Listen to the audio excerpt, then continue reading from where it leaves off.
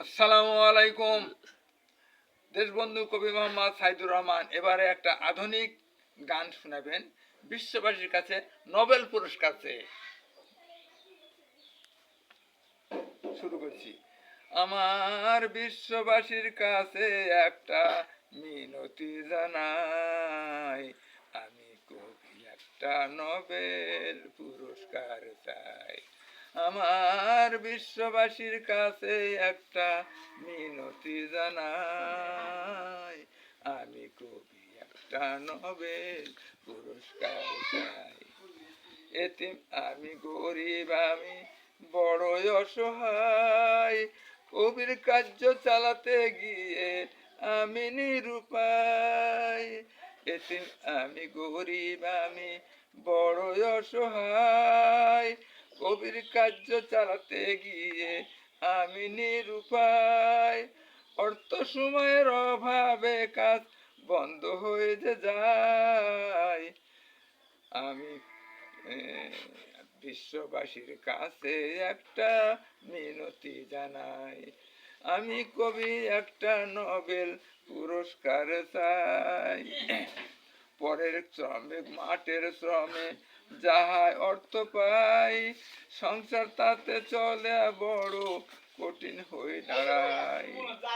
পরে পরে নিজের শ্রমে অর্থ যাহা পাই, সংসার তাতে চলা বড় কঠিন হয়ে দাঁড়ায়।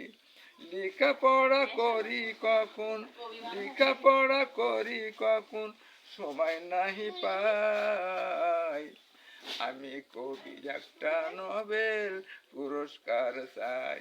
আমার বিশ্ববাসীর কাছে একটা মিনতি জানাই, আমি কবি একটা নোবেল পুরস্কার চাই।